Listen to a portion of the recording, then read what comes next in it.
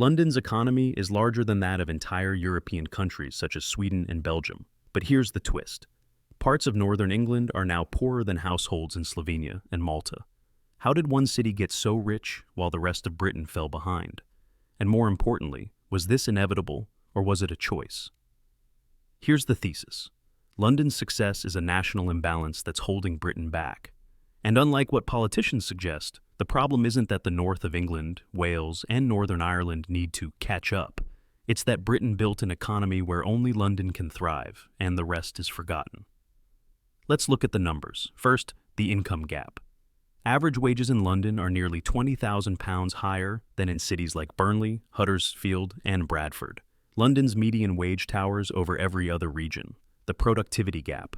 London's productivity is 30 to 40% higher than that of most UK regions. That's not a small difference. That's structural. The capital and investment gap. In 2023, London made net fiscal transfers of £45 billion to the rest of the country. It generates a disproportionate share of tax revenue, while regions like the North East, Wales, and Northern Ireland are net recipients. But here's the catch.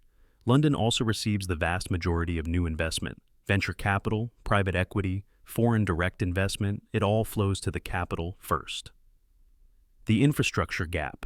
Transport spending per capita in London is over 400% higher than in northern regions. That's 4 times more investment just because of your postcode. Crossrail alone costs £18.8 billion, while Leeds has been waiting for a basic tram system since 1960. The opportunity gap. 50% of all graduate jobs in the UK are in London. Outside the capital, 43% of graduates work in jobs that don't even require a degree. Your education becomes worthless unless you're willing to move south. The wealth distribution gap. The richest 1% of Britons hold more wealth than 70% of the population. And where do you think most of that 1% live? London. But here's where it gets complicated. While London has the highest average wages, it also has some of Britain's poorest people. The wealthiest Londoners are among the richest in the UK, but the poorest 25% in London have less wealth than the poorest in almost every other region. So, how did we get here? First is the financialization of London. Financialization turned London into an economic black hole that absorbs everything around it. In 1986, Margaret Thatcher's government deregulated the financial sector in what's known as the Big Bang. Billions flooded into the city. Canary Wharf was transformed from abandoned docklands into a global financial hub. Banking, law, consulting, insurance, private equity, all clustered in London. High wages attracted talent, which attracted more firms, which drove wages higher, a self-reinforcing cycle that left other cities behind. Second is political centralization. The UK is one of the most politically centralized countries in the developed world. Unlike Germany or the United States, where regions have real fiscal power, Britain's treasury controls nearly everything. And where does the treasury invest? Overwhelmingly, in London and the southeast.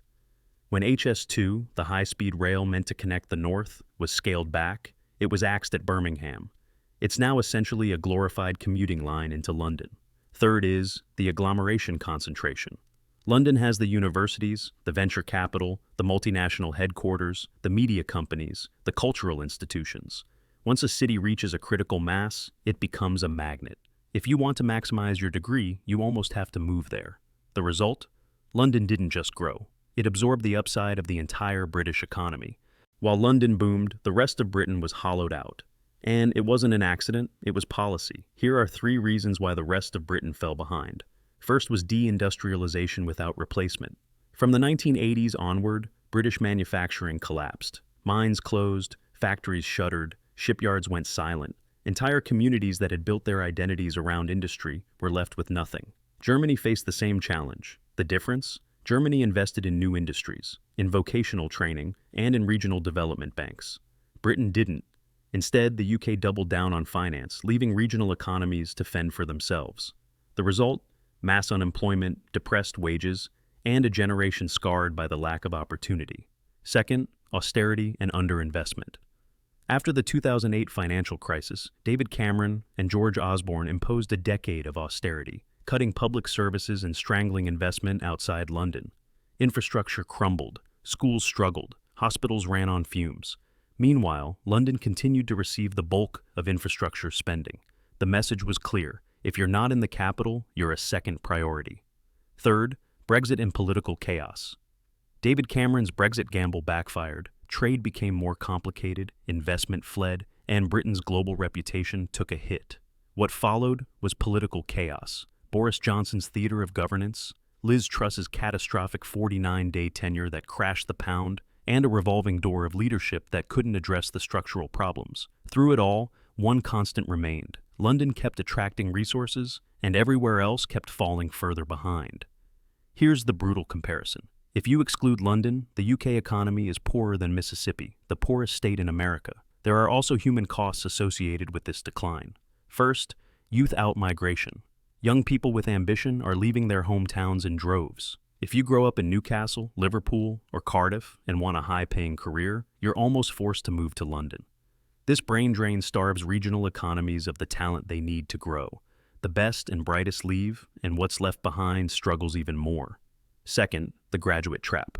Outside London, 43% of graduates work in jobs that don't require a degree. You spend years getting an education, racking up debt, and then discover your qualification is worthless unless you move to the capital. But once you're in London, you face a different nightmare: housing. This brings me to the third point, the London paradox.